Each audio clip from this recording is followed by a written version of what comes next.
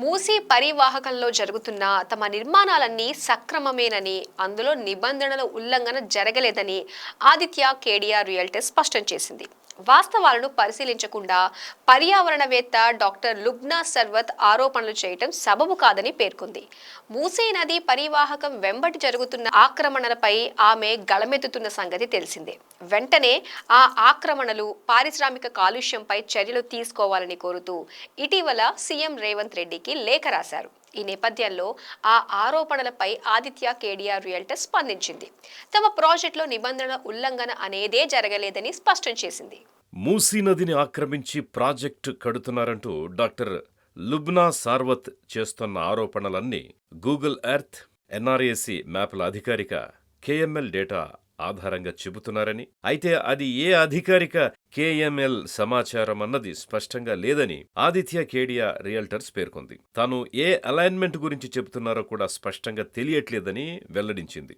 సాధారణంగా ఏ జల వనరులకు సంబంధించిన రివర్బెడ్ అధికారిక అలైన్మెంట్ తెలియాలన్నా రెవెన్యూ విలేజ్ మ్యాప్ను చూడాలి. ఒకవేళ నదికి సంబంధించిన ఎంఎఫ్ఎల్ చూడాలి అనుకుంటే నీటిపారుదల శాఖ అధికారికంగా ధృవీకరిస్తుంది. నది ఆక్రమణ అని ఓ నిర్ణయానికొచ్చే ముందు అసలు అధికారిక సమాచారాన్ని డాక్టర్ లుబ్నా సార్వత్ పరిశీలించలేదని తెలియజేసింది. ఈ కేసులో ఇప్పటికే రెవెన్యూ, నీటిపారుదల శాఖల అధికారులు సైట్ని క్షుణ్ణంగా తనిఖీ చేసి ప్రతిపాదనలను ఆమోదించేందుకు హెచ్ఎండిఏకు నిరభ్యంతర సర్టిఫికెట్ ఎన్ఓసి మంజూరు చేసిందని విన్నవించింది. ఆ తరువాతే హెచ్ఎండిఏ భవన నిర్మాణ ప్లాన్కి అనుమతినిచ్చింది. నిర్మాణాలు జరుగుతున్నాయని పునరుద్ఘాటించింది.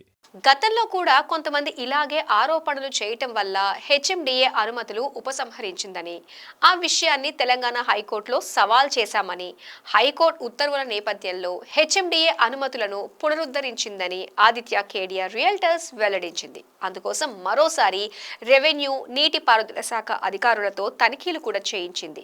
ఈ నివేదికలన్నీ హెచ్ఎండిఏ సహా సంబంధిత శాఖల వద్ద ఉన్నాయని తెలియజేసింది.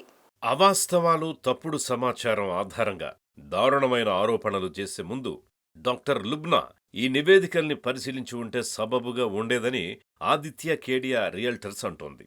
విద్యావేత్త అయిన లుబ్నా ఇలాంటి ఆరోపణలు చేసే ముందు జాగ్రత్తలు తీసుకోవాల్సిన అవసరం ఉందని అభిప్రాయపడింది. ఇలాంటి అసంబద్ధ ఆరోపణల వల్ల తమ ప్రాజెక్టుకి, సంస్థకి ఎంత చెడ్డ పేరు వస్తుందో తను అర్థం చేసుకోవాలని కోరింది. ఒక కంపెనీ పేరు చెడగొట్టడానికి అనధికారిక సరిహద్దుల్ని పరిగణనలోకి తీసుకోకూడదు అని విన్నవించింది. ఈ తరహా ఆరోపణలు తీవ్ర అభ్యంతరకరం. వీటిని ఖండిస్తున్నామని, అవసరమైతే నష్టపరిహారం కోసం ఇలాంటి వ్యక్తులపై చట్టపరంగా పోరాడతామని ఆదిత్య కేడియా రియల్టర్స్ స్పష్టం చేసింది. రెవెన్యూ, నీటిపారుదల శాఖ అధికారులు నిర్ణయించిన సరిహద్దుల లోపల మాత్రమే నిర్మాణ కార్యక్రమాలు కొనసాగుతున్నాయని తేల్చి చెప్పింది. మూసీ అభివృద్ధి కార్పొరేషన్ లిమిటెడ్ మూసీ నదికి రిటైనింగ్ వాల్స్ కట్టేందుకు సమగ్ర ప్రాజెక్ట్ నివేదిక తయారు చేయడానికి కన్సల్టెన్సీల కోసం 2024 మార్చిలో రిక్వెస్ట్ ఫర్ ప్రపోజల్ జారీ చేసింది. మూసీ నది హైడ్రాలిక్ మోడల్ కూడా ఇందులో భాగంగా ఉంది. వర్షం వేరువేరు తీవ్రతలతో పడినప్పుడు ముంపునకు గురయ్యే ప్రాంతాలను ఇది అంచనా వేస్తుంది.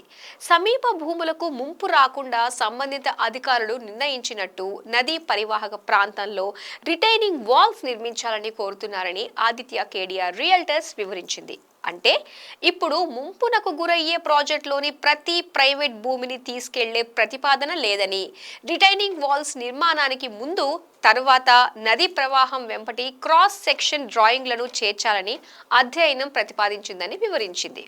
మూసీ నది ఒడ్డున రిటైనింగ్ వాల్స్ నిర్మాణానికి అధికారులు నిర్ణయించిన ప్రకారం నది సరిహద్దు దాటే వరదను నివారించే లక్ష్యంతో డిపిఆర్ సిద్ధం చేయాలని కోరారని, అధ్యయనాల దశ, క్షేత్రస్థాయిలో అమలు చేయడానికి చట్టపరమైన మద్దతునివ్వడం తెలియదని చెప్పింది. కానీ డాక్టర్ లుబ్నా సార్వత్ మూసీ నదికి అవతల ఉన్న ప్రైవేటు భూముల్లో విస్తరించి ఉన్న మూసీ ప్రాజెక్టు సరిహద్దును ఖరారు చేసేసి ఆక్రమణలున్నాయని అనాలోచితంగా చెప్పేస్తున్నారని, సంబంధిత అధికారుల అనుమతులతో చట్టబద్ధంగా చేపట్టిన నిర్మాణాలపై చర్యలు తీసుకోవాలని డిమాండ్ చేసే స్థాయికి ఆమె వెళ్లారని ఆదిత్య కేడియా రియల్టర్స్ విమర్శించింది.